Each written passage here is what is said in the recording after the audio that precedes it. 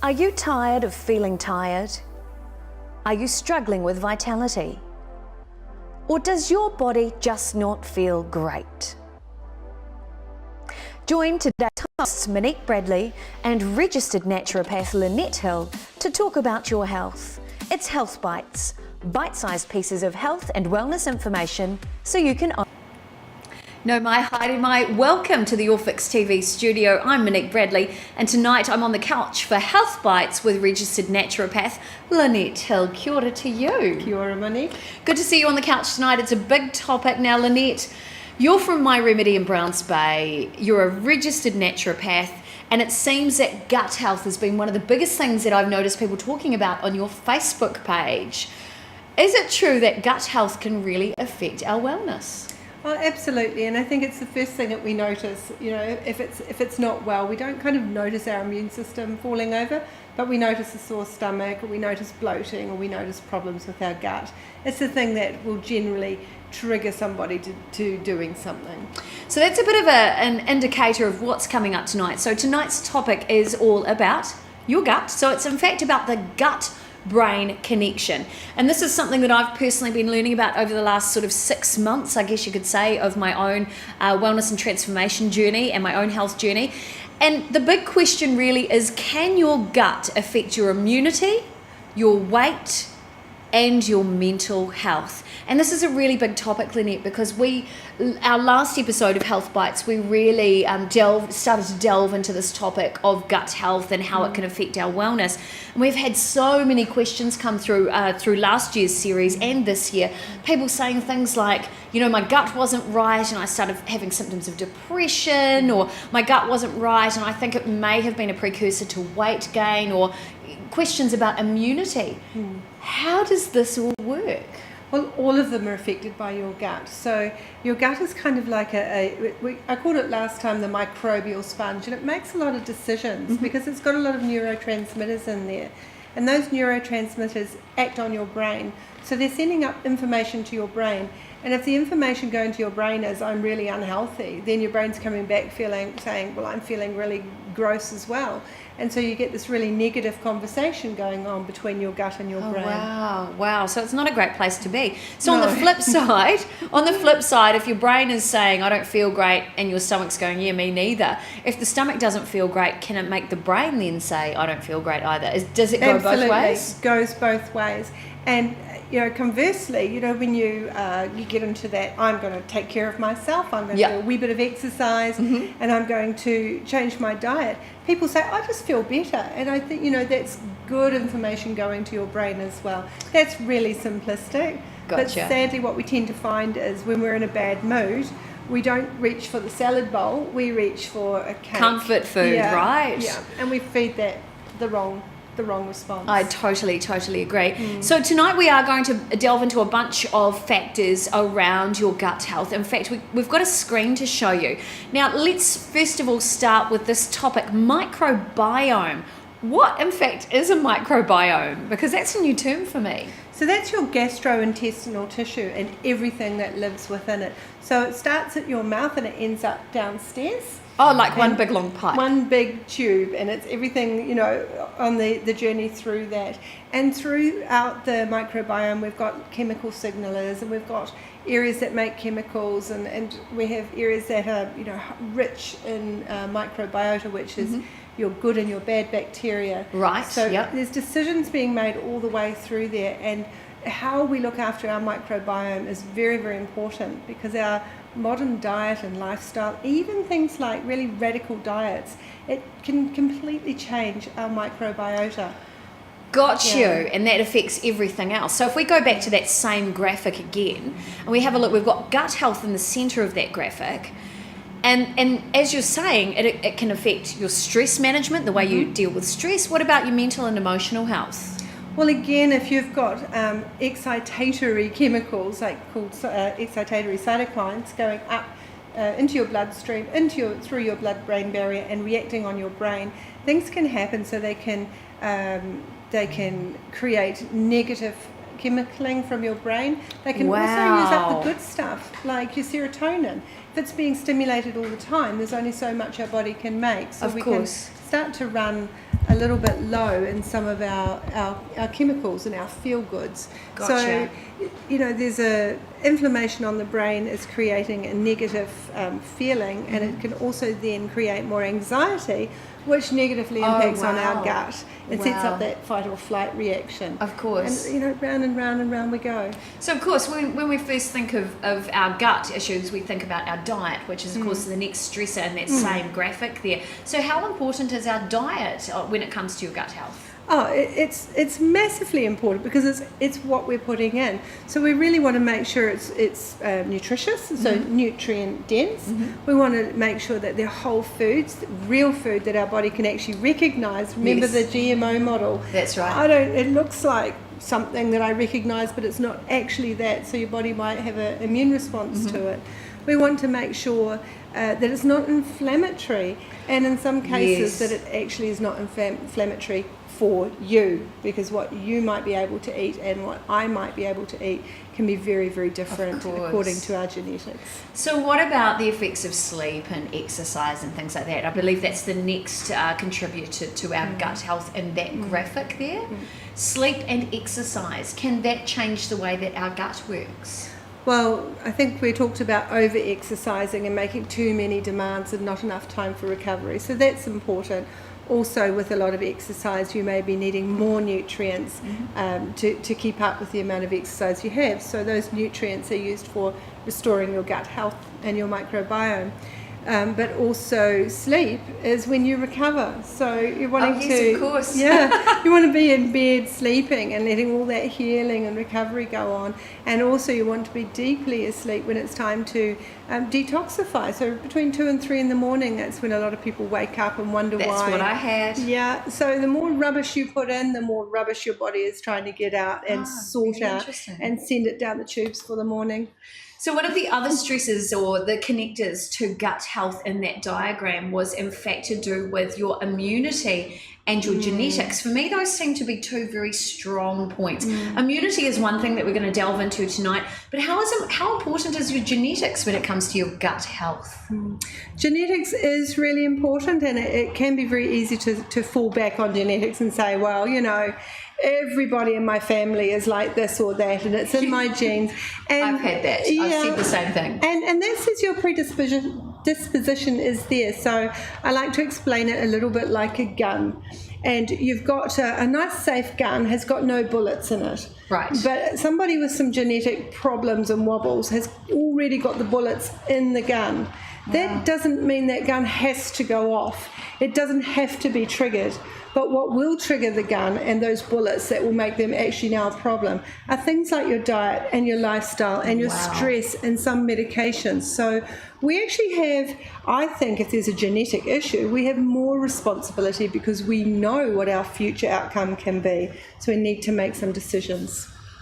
It's a big topic tonight. That's all I'm going to say. So what I urge you to do is make sure you stick around for the next 25 to 30 minutes, and please do invite your friends and whānau to join the live stream, because we are going to target 3 particular areas. We're going to look at the connection with your gut health, or the gut-brain connection in fact, and look at how that can potentially affect your immune system, how that can contribute to weight loss or weight gain, and finally the effects of your gut on your mental health and well-being. So this is a really big topic tonight. So do invite your friends and family, do be part of the stream, and feel free to ask questions, say hello, and be part of the conversation.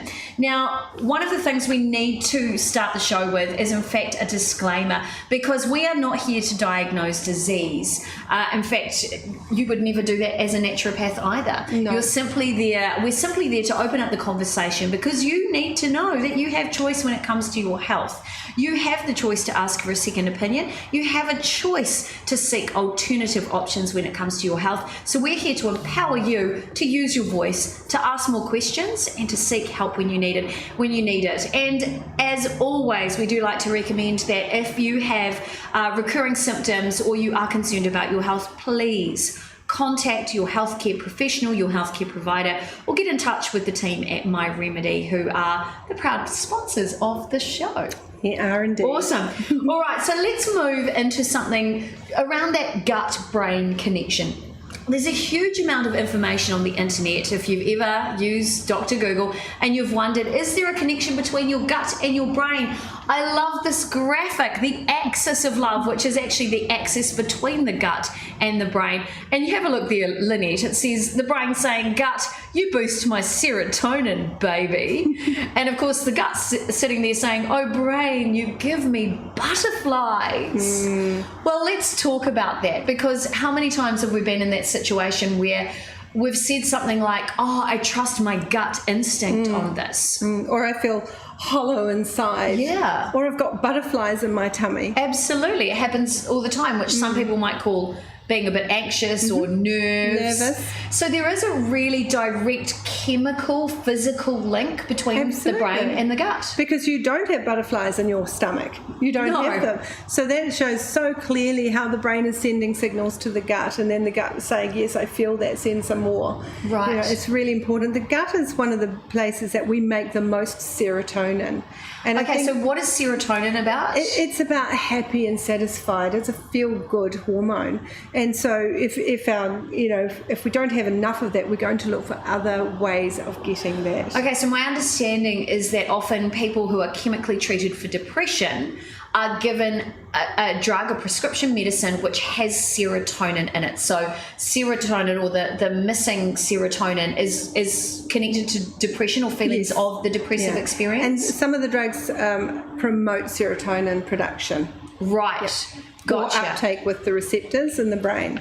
Right, fantastic. So there is help out there, but of course, if you are not wanting to choose, say, the prescription route with your health, you are wanting to look for something a little more holistic, the team at My Remedy are professionally trained to help you with your journey. In fact, we have a video coming up to show you about what My Remedy does. So if you are new to one of our live streams, kia ora, welcome. Lynette Hill is a registered naturopath. She's the clinical director of My Remedy in Browns Bay, and here to help you on your wellness journey, and has a hand-picked team of amazing professionals who are also here to help you transform your own health. So let's take a quick look at the video right now. Have you ever considered that symptoms are often the outward sign of something deeper and can just be the body's way of saying, help me? The great news is that even small changes from the inside out can affect your whole health outcome. So, are you ready to make positive changes?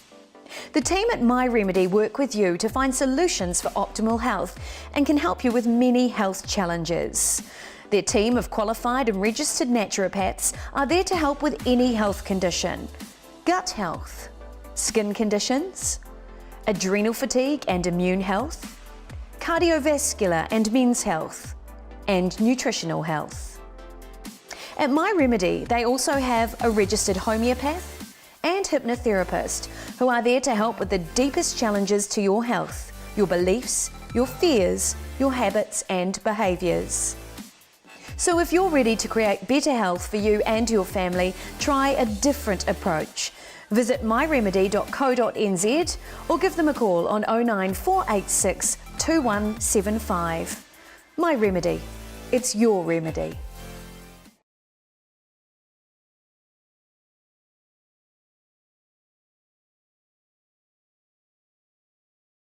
Well, if you've just joined us, welcome to Health Bites tonight. I'm Monique Bradley on the couch with registered naturopath and health advocate for natural medicine, Lynette Hill from My Remedy. Kia ora, welcome. Thank you. Welcome, welcome. Tonight we are talking about the relationship between the gut and the brain and the link to your immune system, to weight loss or weight gain, and in fact the effects of the gut-brain connection on mental health and wellness. So it's a really big topic tonight. So we are going to start tonight with a little bit about how it all works, because this is a mystery to me. This is a new learning for me, and I really wanted to delve a little deeper into what the gut-brain connection actually means. So we've got a graphic to show you about how they all work. Lynette, can you just talk into this for us? Okay, so again, as a naturopath, what we're looking at is if we can get your body healthy, it should function well.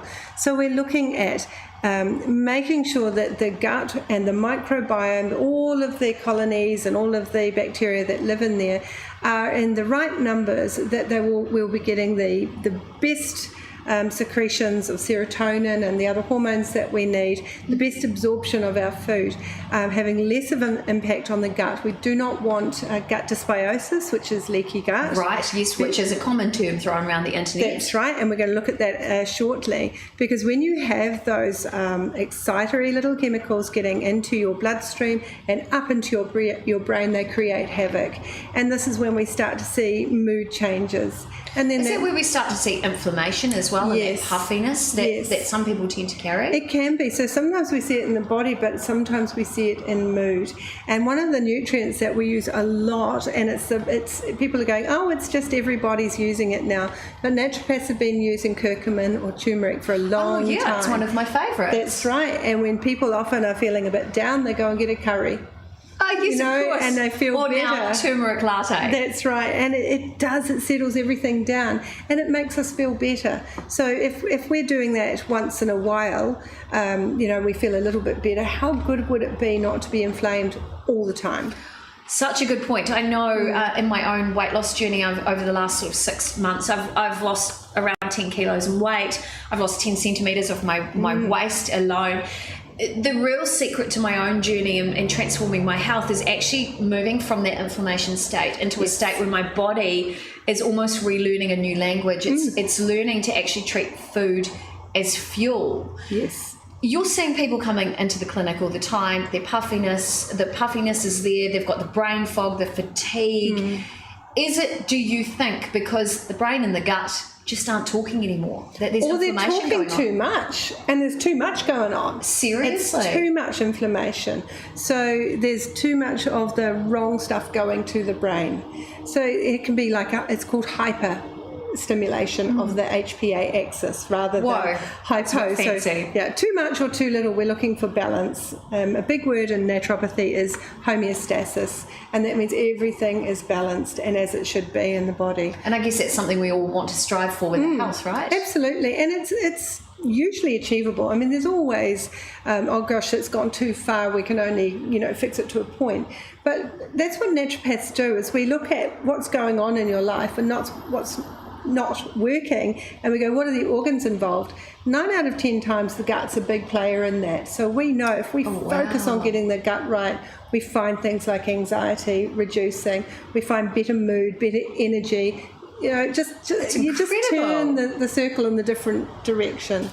Well, one of the things that is thrown around the internet a lot, I see people chatting about it online a heap, and you've already touched on this so far, is this idea of leaky gut. And we've got a graphic to show you there. Can you just explain this whole idea of leaky gut syndrome? Because we are talking about your immune system here, and I kind of understand the idea of somebody who might have celiac disease, or they might be gluten sensitive. For people like me, who I don't have celiac, but if I have too much wheat, I get inflamed and I end up with symptoms of irritable bowel. Do I have leaky gut? Most likely, because it's your gut's way of coping. Right. It's almost like letting off the pressure valve. Okay, I'll just let these little cells relax a little bit and let some of those proteins through into the bloodstream. So the inflammation of the gut lining is usually the first step, and that's that point where we talk about permeability, where the little cells just draw apart for a moment and let things through. Now, if that is happening all the time, we're losing some of our ability for our nutrient absorption. Our microbiome is changing. We're going to have an altered immune response because our microbiome is changing. It's all about the gut health. Right. And we're going to start seeing intolerances because the body's going, well, the wheat really irritated me and that made me have this dysbiosis, and now the apples are. Yeah, and now the next thing is, and where does it actually end? So it really is a bit of a vicious cycle. Does it all start with our food though? Or is that a trigger? It's a trigger. I think genetics are a big one. A lot of people say if dad's got Crohn's disease, you better be looking for sore tummies in your child and just looking at their diet. Diet's massive, and it's often when someone comes into me and says, I haven't had a gastro bug and I haven't had medication, but we look at the diet and it's been very, very lots of Processed foods, wheat with every meal, maybe loads and loads of dairy, and they had eczema as a child. We go, oh yeah, food's probably a part of it. So you can see some patterns there. Chronic stress for me would be the biggest trigger. When you're constantly in that fight or flight, you've got adrenaline, you've got cortisol, you've got things that are great in little amounts, and you've got them all the time, and they start to make changes, and we get degradation of the tissues. And so my understanding too is if you have the same food over and over again, of course you're going to start to build up an intolerance to that food. If that food is not suitable. So if it's an inflammatory food and you continue having it, most people don't build up an intolerance to vegetables, for example. Right, fantastic. Some people might say, yes, there's always, but if you take too many foods out, you can make yourself a little bit sensitive to other things. We want to be tolerant of a really big number of food groups. There's something in there for everybody, right? And also that diversity helps our microbiome to be diverse as well. Gotcha. So when it comes to that graphic we just had on screen there, now I notice that it brings up autoimmune disease. So when it says it's a GI issue and multiple food intolerances are going on, is that because of that long-term same repeated behaviour that is going to create the autoimmune disease? Again, it's part of it. So remember the gun? Yes. That autoimmune capacity or tendency is the bullet that's sitting in that loaded gun.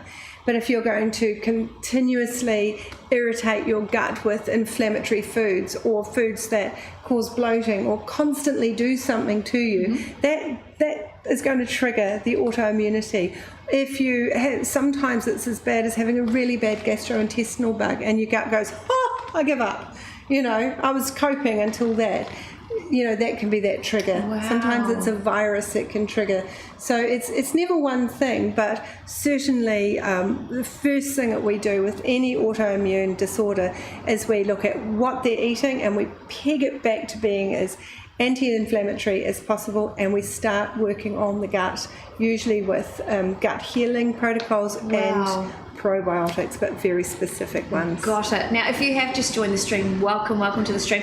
You are more than welcome to share your comments, your questions in the newsfeed on whatever page or group you're watching from tonight, because we love to hear from you. I do know, though, sometimes people are a little bit shy to ask questions because they have to bear their soul publicly, but we do love to hear from you. And if Lynette's more than happy to answer any questions about your health. We have a message in from our friend Raja in Kashmir, who's just said, greeting ladies, looking gorgeous in black, Lynette. Oh, thank you. Great topic, by the way. Excellent. Yeah, this has been one of our most popular topics in all of our videos, in fact, the effects of our health. Now, we have talked earlier about leaky gut, which is something that affects a higher proportion of the population who are potentially brushing it off as symptoms of IBS, bit of brain fog going on, sore stomachs, bloating up a dress size, unexpected weight gain. All those symptoms could be a sign of something else. We've got a great video that's been prepared for you guys to show you about what leaky gut is actually all about. Let's take a look at that right now.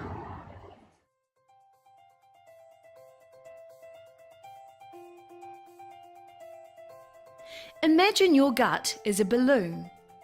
It has a permeable membrane, and when it's blown up, the membrane is stretched tight with the air well contained on the inside. Fast forward a few days now, and imagine that balloon. It's not tight anymore, but floppy and flaccid. The membrane is still intact, but it has loosened off, allowing the air to pass through the permeable membrane. This is similar to what happens with a leaky gut.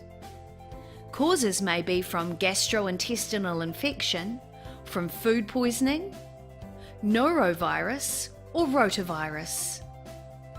Some medications, for example antibiotics and anti-inflammatories, may be a risk for leaky gut.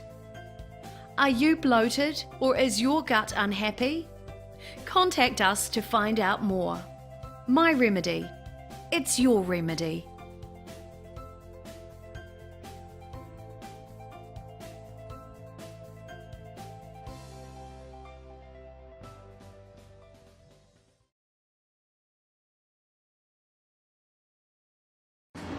Well, we are talking about the gut-brain connection tonight, and it seems to be affecting more people than those who even realise something's going on.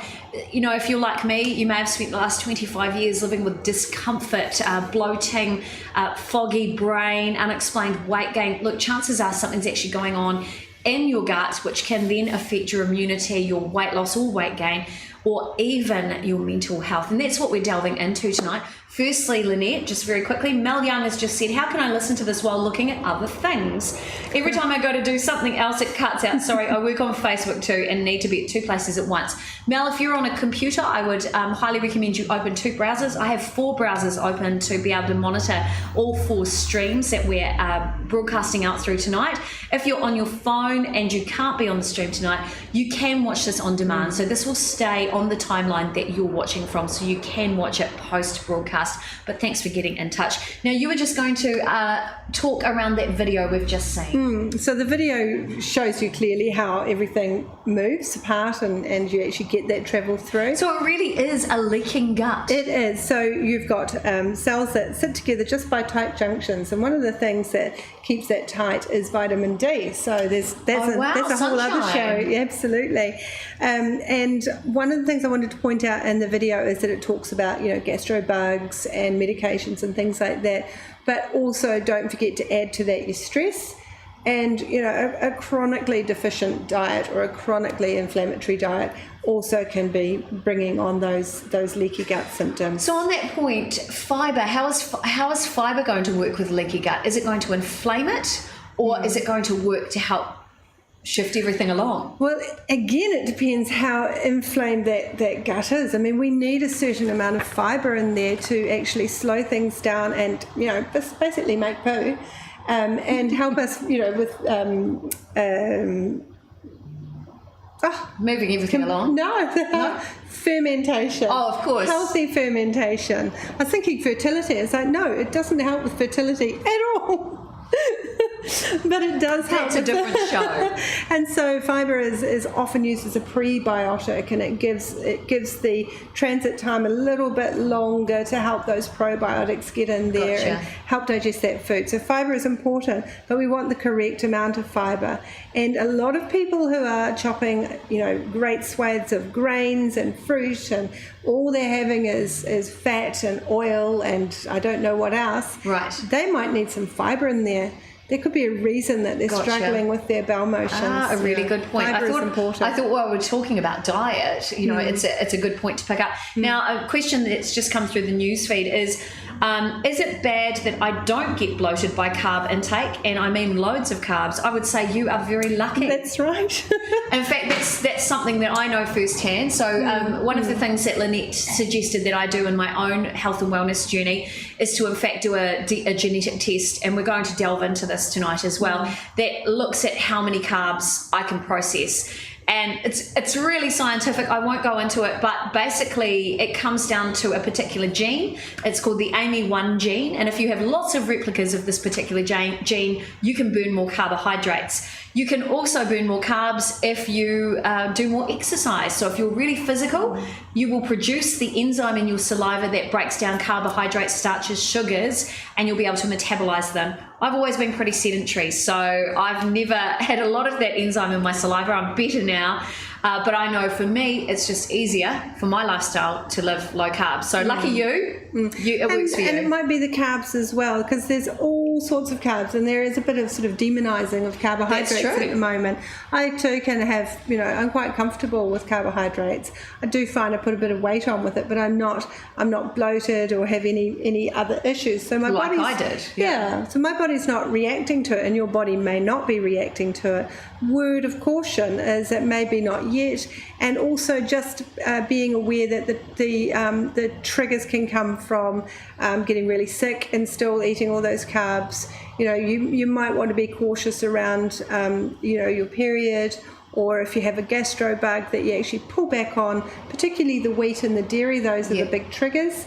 Allow your gut and everything to heal, and off you go again. You should be able to digest most things. There's usually a reason if you can't. And I've noticed too on my Facebook page, one of the biggest factors is also age. So of course, as we age, our metabolism slows, or can slow if we're not really, really active into the twilight years. And because of that, we don't have that same capability to burn carbs as fuel. So it's really about, my understanding anyway, is about judging what works for your body. If carbs work for you, boom, smash it. If they don't work for you, like me, and you'll know, because like Lynette said, if she eats too many, she might have a little bit of weight gain.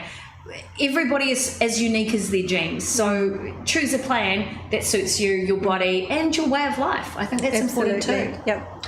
All right, so we're going to delve a little bit more into the immune system. So we have a bit of a graphic here, and Lynette, it says here that 80 to 85% of the immune system is located in the gut. I was a little bit shocked to find this out. This is really new information for me. Can you tell me how that works? Let's delve into, how does the immune system happen in the gut, or how is it created? Well, you're really relying on the microbiome. You're really relying on that good balance of flora. So good bacteria, bad bacteria. Right. That is a big part of it. We also have immune cells that are actually located throughout our digestive tissues, from our mouth right through. So we've got the immune system happening everywhere. We've got digestion happening everywhere. We've got chemicals being made everywhere. So we tend to turn our body into a mouth and a liver and a stomach and a bottom. But there's this massive network all the way through that's connecting everything together, and it is responsible for digestion, for absorption, for excretion, but also our immune response. So it's very complex. It's very complex, and that's why naturopaths spend so much time working on getting that gut functioning. Simply getting that gut functioning makes such a difference to all of those other aspects of life. Wow, so it can affect your stress levels as well? Oh, absolutely. And is it the chicken or the egg?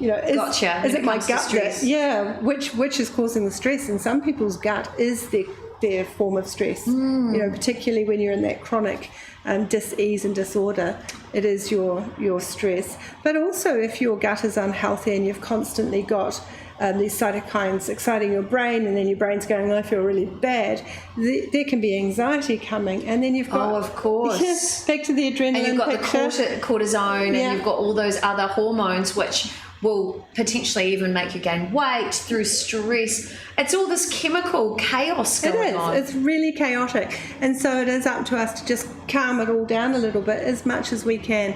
Just get you resting and digesting, making friends with that plate of food, so that when it's time to eat, you're not hating what you're doing and feeling worked out, not eating on the run, making sure it's reasonably good food most of the time. You know my theory about chocolate in heaven. Yes. We don't want to get to heaven and find out that Earth was the only place we got chocolate and we missed out. We need to enjoy our life on Earth. Yes, that's true. We need to be happy here. Well, one of the things I've learnt in my own health journey over the last 6 to 8 months, in fact, it's actually been a journey for more than 25 years of living with symptoms of IBS, of weight gain, weight loss, weight gain, weight loss, and not being able to control it. I was pre-diabetic, I had incredibly high blood pressure, and I was just a bit of a mess. About 6 to 8 months ago, I started changing that myself, thanks to Lynette, who really activated some new ways of thinking about my health. And one of the benefits of that has in fact been a whole lot of weight loss as well. But it's not just weight loss. I've noticed things like I don't seem to be as puffy. I don't seem to be carrying as much weight on my back. Is this normal when you get your gut right first? Absolutely, because what you're not experiencing is inflammation. And your mood has changed too. Massively. Far less anxiety. It's so much better, and I sleep better. There've been so many health benefits that I can't even begin to think. And I live in quite a chaotic life, and I do a lot, but I seem to have more energy. And just even addressing this graphic here, the difference between the healthy gut and the microbiota that you've talked about earlier, and just that difference on the right hand side to when it's obese, maybe pre-diabetic like I was, you might have a fatty liver, you might be carrying extra belly fat as well. What's that connection between the brain, the gut, and your weight loss or weight gain, in fact? So again, the whole thing comes back to inflammation. Right. Okay, and also toxicity. So you can see there that it's having an impact on the liver, and the liver is your detoxification organ. If it's got too much to do, it's going to look for places to store that toxicity. So it's going to use your adipose tissue, your fats, and you've got plenty of it. Yes, I have. So you're going to, no, I'm not saying you. No, but I do. I'm still carrying a little. So you're going to store that around your body. Yes. And then you've got more toxins charging around in the bloodstream, really accessible through your fats and, you know, through your liver, and that's going back through your brain, and then that's causing more inflammation. So you bit of a vicious cycle going on there, isn't there? So it is what we call a bit of an inflammatory cycle, and, you know, things like that also, it changes your hormonal picture. You might start going higher in estrogen, which is all about growth. So there's just so many little kind of areas. It's like there's a motorway, and there's so many places that are wrong to get off that you can do with your diet and with your gut. But in saying that, it's not hopeless. It's not hopeless. Yeah. It is so easy to correct the gut. That is an organ that we really find a lot of success in correcting. So it's not a doom or gloom story. So I guess the big question when it comes to weight is, if we have good bacteria, can it help us lose weight? I believe it can. And then we've got a graphic about it as well, I believe. As part of the package, you know, because then we've got the bacteria helping us to digest our foods and to metabolize things and break things down and, you know, reabsorb things. We have good production of our B12, which is really, really good for energy, so then we might exercise a little bit more. And our mindset will be better as well, to be fair. We might get up and go out for a run, and if you go for a run, you're going to want to take care of yourself. So some of it's mental, some of it's physical. And I've noticed there too on that graphic that it says that changes in the bacteria in your gut, from your diet, your age, antibiotic use, can lead to diarrhea, constipation, stomach upset, decreased immune functioning, and weight gain. Boom, right there. It is. Mm-hmm. So how many people do you think are living with those symptoms and are treating it as normal? I would say a huge amount of our population would be, when you consider that obesity is on the rise, that type 2 diabetes is on the rise. That says a lot of people, and I would, again, in clinic, probably 90% of the people who walk through the door, it's something to do with the gut. In fact, it's gut or anxiety. So are we actually talking the same thing here? Yeah. You know, just with the gut-brain axis. Of course. Yeah, it's big. Which actually leads into our next portion of tonight's live stream. And if you have just joined us, welcome. I'm Lynette Bradley for Your Fix TV, and I'm here with registered naturopath Lynette Hill and health advocate, natural health advocate. Don't forget. From My Remedy. We're talking about the gut-brain connection. Can that affect your immunity? Can that affect weight loss or weight gain? And now we're moving on to, can it affect your mental wellness? And you've mentioned several times tonight the effect of hormones, and one you have talked about, or you call them neurotransmitters, I believe, serotonin. Now, this is a term I understand which is often associated with depression. Now, having been a person who has gone through the depressive experience, I know for a fact that part of this was during a time when I had crap nutrition. So is there a link? There is a link, and there's a lot of research to show that. So serotonin is related to your regulation of mood. That's what it does.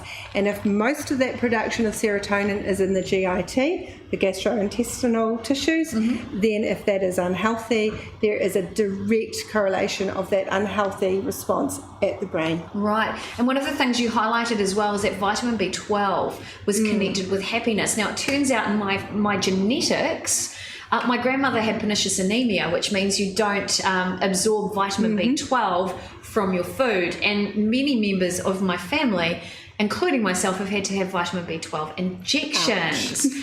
Yeah, it's not comfortable. So that can all be linked to the feel-good feelings or the depressive experience as well. Is that correct? And that low energy as well. Yeah, right. Definitely. So there is a huge link to that. So serotonin's involved. Dopamine. I've heard that term used as well. Is that associated with mental wellness? Well, that's your reward chemical. Right. And so if you're low in dopamine, then you're not feeling like, oh, yay, I worked so hard, I ate so well. So if you're eating rubbish and you're going low in dopamine, you're not going to feel satisfied, happy, proud of yourself. Wow. So again, our hormones are part of the picture here.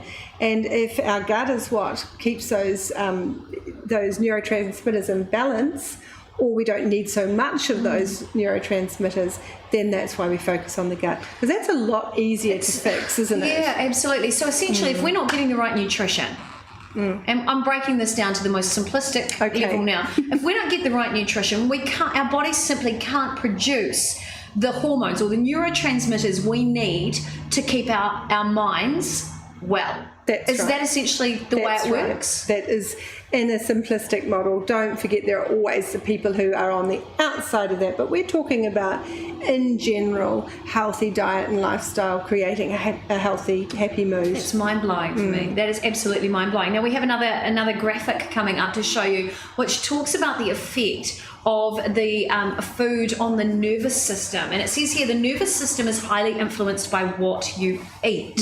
When you feed yourself, you're feeding your gut microbiome, kind of like a second brain. It can influence everything from mood to obesity levels. This is big stuff. This is a big piece of information. And my understanding is, of course, is that whole understanding. I know you have on your Facebook page, let food be thy medicine, but I always understood you are what you eat. So don't be cheap, easy or fast. Right? That's what they say. Don't be cheap, easy or fast, and don't be processed. No, Get rid of processed foods because your body doesn't know how to deal with all those chemicals. That's right. You want to be real. And the thing about eating is, it's all become such a taboo, and it's all so hard. But we just need to eat food, like real food that is the food. It is not shaped to look like the food. No, right. It's an apple. It's nutrient dense bread. It's not white stuff shaped to look like something else. We need to eat from all the food groups. We need to keep that microbiome diverse. We need to find our triggers. We need to look at how much goodness was in that food. If you eat that meal that was on that, right? Yep, the hamburger and chips. Yeah, you can eat it and then you go, okay, give me an ice cream. Have you noticed that? Yeah, actually I have. Yeah, your body's going, well, I ate all this food and I'm full, but I've actually got nothing nourishing. I've got nothing to use. Whereas if you go in there and you just maybe pull some of the sugar out and put some more nutrients in through some, some salad. Delicious. You may just find that you don't need to eat so much. You have better energy, and because you can actually use those nutrients that you've eaten. And one of the things we've highlighted in tonight's conversation is the effects of food on your immunity and your gut. And one of the videos that's been shared on the My Remedy Facebook page, last week, a couple of weeks ago, is in fact the effects of GMO foods on your gut. The fact that your gut simply doesn't recognise what these items are, these items that used to be food that have been so heavily modified. And again, if you're eating GMO foods, chances are you won't feel satisfied, so you'll need to eat more. And what happens when we eat more, if it doesn't balance calories in and calories out, we gain weight. And also, then we feel bad. You get the guilt. Yeah. And then you get stressed, and then your body goes, oh, well, I won't digest it anyway. And it's a vicious cycle. It's an absolutely vicious cycle. So what we've actually done is we've loaded into the My Remedy website a quiz you can take. It looks like this on the right. You won't be able to read it all here because you'll need to actually head to the website. The website is myremedy.co.nz. And in fact, on the front page, I've got a graphic to show you, which shows you that the quiz has been shared on that front page right there where it says gut health on the left hand side, and the quiz says how healthy is your gut. Now I've taken the quiz myself to make sure it's correct, and I'll tell you what, I'm looking pretty good. But if you get a score over 5 or above, please talk to the team at My Remedy, talk to your healthcare professional and get your gut right first, because chances are something isn't quite right. So Lynette, any final thoughts before we head away tonight? Well, I just want to thank you for this opportunity, because we're getting a lot more research. A lot of this is old as far as naturopathy is concerned. We've always understood the gut, but what we're getting now is a lot of science to back it up. and we're really starting to, you know, come together a little bit more now.